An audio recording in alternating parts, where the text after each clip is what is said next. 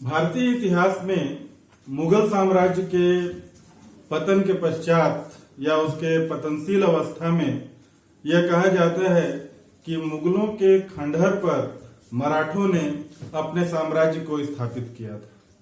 भारत में 18वीं सेंचुरी में मराठे एक बड़ी शक्ति के रूप में उभरे। हालांकि 14 जनवरी सन 1761 के पानीपत के तृतीय युद्ध में उनकी शक्ति कमजोर जरूर हुई, किंतु अभी भी वे भारत में एक प्रभावशाली शक्ति के रूप में जाने जाते थे।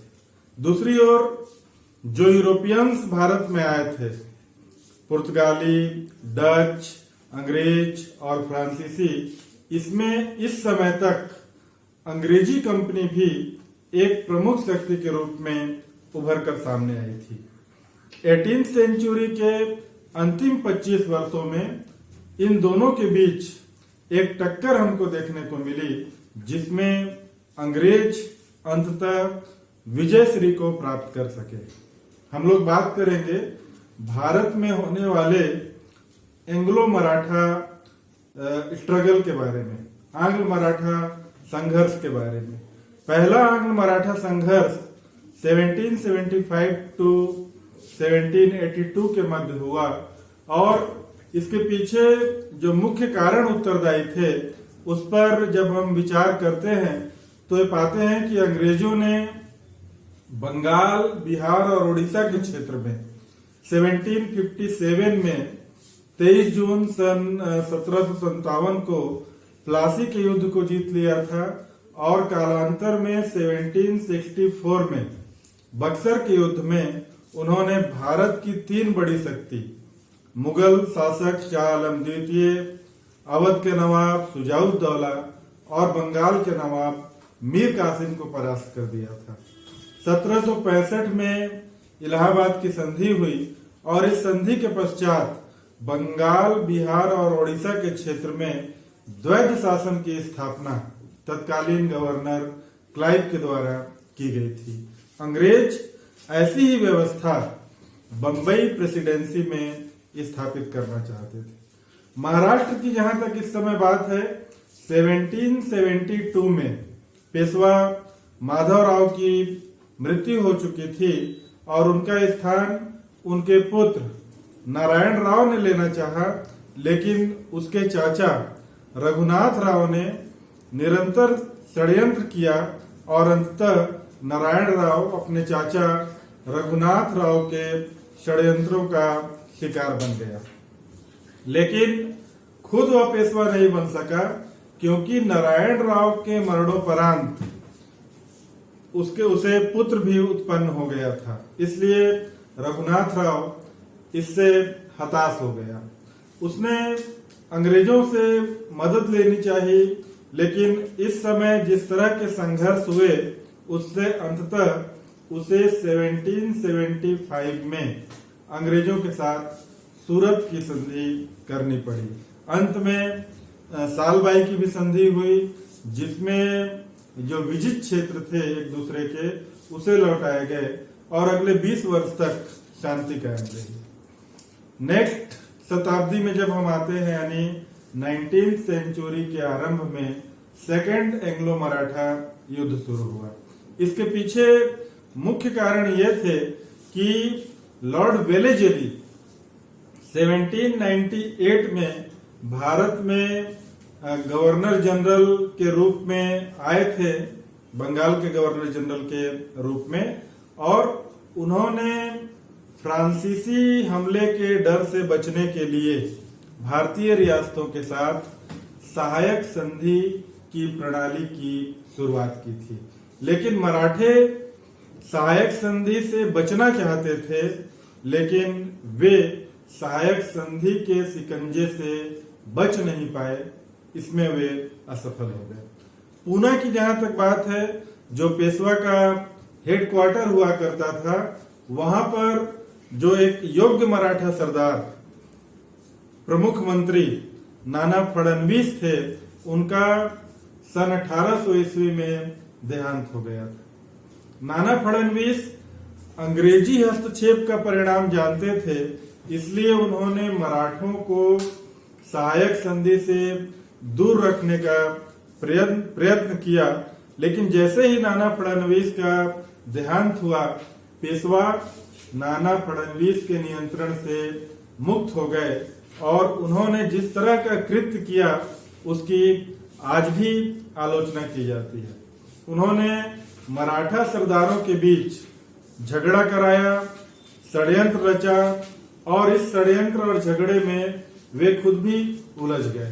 तत्कालीन समय में दौलत राव सिंधिया और जसवंत राव होलकर दोनों ही पूना में अपना धाक जमाना चाहते थे, जिसमें दौलत राव सिंधिया सफल रहे। इस प्रकार तत्कालीन पेशवा बाजीराव द्वितीय पर दौलत राव सिंधिया का प्रभाव स्थापित हो गया। 12 अप्रैल सन 1800 को ईस्वी को गवर्नर जनरल ने पूना के रेजिडेंट को एक पत्र लिखा, जिसमें उसने इस बात का उल्लेख किया कि सहायक संधि के बदले दक्कन से सिंधिया के प्रभुत्व को समाप्त करने में सहायता का प्रस्ताव करें, किंतु बाजीराव ने इसे अस्वीकार कर दिया।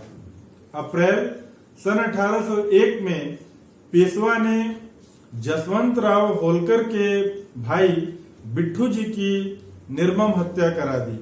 इससे होलकर क्रुद्ध हुआ, उसने पूना पर हमला बोला और पूना में सिंधिया तथा पेशवा की संयुक्त सेना को उसने 25 अक्टूबर सन 1802 को परास्त करके पूना पर अधिकार कर लिया। पूना में अमृत राव के पुत्र विनायक राव को उसने गद्दी पर बैठाया, जबकि पेशवा बाजीराव द्वितीय पूना छोड़कर फरार हो गया था और उसने बसीन में जाकर शरण ली थी।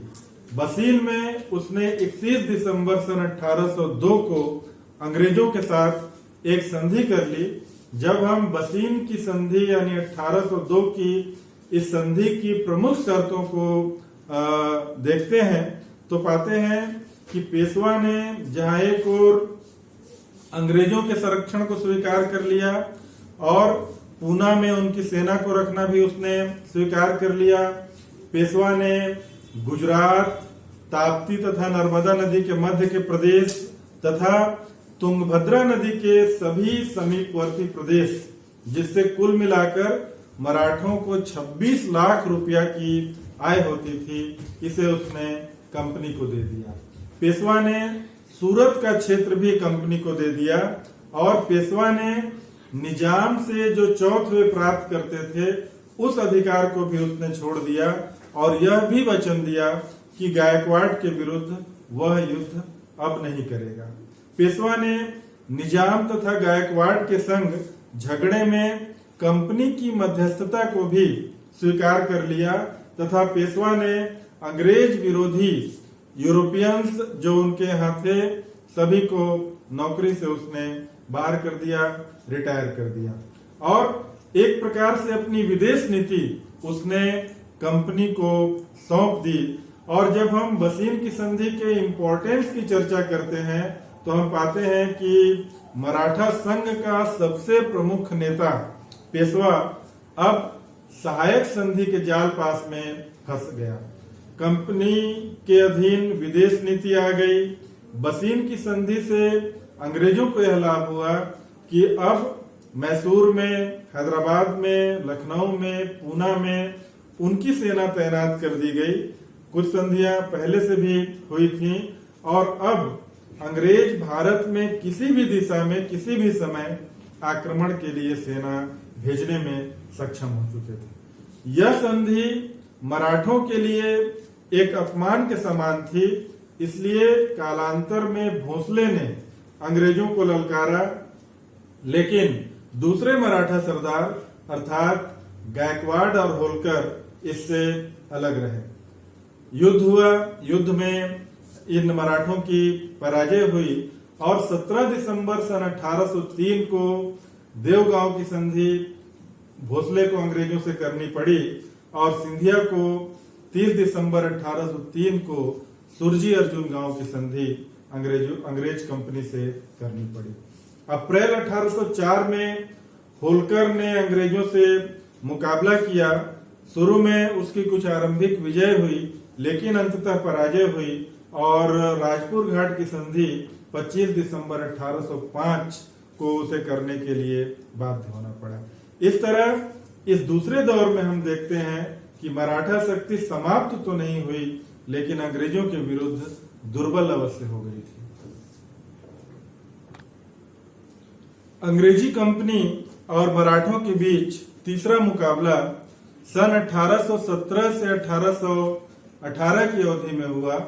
इस समय अंग्रेजों की ओर से गवर्नर जनरल लॉर्ड हेस्टिंग्स नेतृत्व कर रहे थे और वे भारत में बंगाल के गवर्नर जनरल रहते हुए पिंडारियों के विरुद्ध एक अभियान चलाए हुए थे। इससे मराठों के प्रभुत्व को चुनौती मिली तथा उन्होंने कंपनी के साथ संघर्ष किया और इस संघर्ष में अंग्रेजी सेना के सामने वे टिक नहीं सके। 27 मई 1816 को नागपुर के राजा ने, 13 जून 1817 को पेशवा ने और 5 नवंबर सन 1817 को सिंधिया को अंग्रेजों के साथ यानी कंपनी के साथ अपमानजनक संधि करने के लिए बाध्य होना पड़ा। इससे मराठों ने अपना अपमान समझा और पेशवा बाजीराव द्वितीय सहित दौलतराव सिंधिया, अप्पा साहब, मल्हार राव होलकर द्वितीय, इन लोगों ने निश्चय किया कि अब अंग्रेजों के साथ आर या पार की लड़ाई होनी चाहिए। लेकिन अंग्रेजी शक्ति इस समय तक नई तकनीक के साथ भारत की एक प्रमुख शक्ति बन चुकी थी।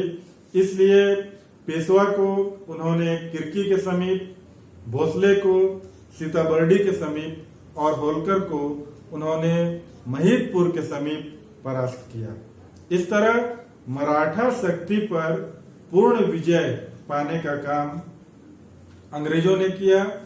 बाजीराव द्वितीय को पूना से कानपुर के निकट बिठूर में निर्वासित कर दिया गया, जहां उन्हें 8 लाख रुपया प्रति वर्ष पेंशन नियत कर दिया गया।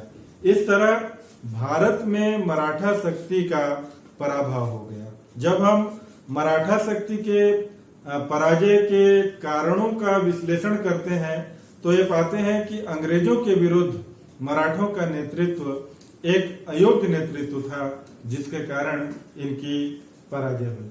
मराठा राज्य के कुछ स्वाभाविक दोष भी थे, जिससे उन्हें अंग्रेजी ईस्ट इंडिया कंपनी से पराजित होना पड़ा और उनके पास एक स्थिर आर्थिक नीति का अभाव था। इस वजह से भी उनकी पराजय हुई। मराठाओं की राजनीतिक व्यवस्था की भी बहुत सारी दुर्बलताएं थीं। उनकी सैनिक प्रणाली अब अंग्रेजों के मुकाबले काफी कमजोर पड़ चुकी थी। अंग्रेज यूरोप से आए थे और नवीन तकनीक के साथ वे युद्ध करते थे, जबकि मराठे पुरानी प्रणाली पे युद्ध करते थे और उनका जो मुख्य प्रॉपर्टी था, गुण था, छापामार युद्ध, उसको वे छोड़ चुके थे, जो उनकी पराजय का एक प्रमुख कारण बना। कूटनीति के मामले में अंग्रेज मराठों से बहुत ज्यादा आगे थे, श्रेष्ठ थे। उनकी कूटनीति अच्छी थी, उनकी गुप्तचर व्यवस्था अच्छी थी और उनका प्रगतिशील दृष्टिकोण उनकी विजय में प्रमुख भूमिका निभाया।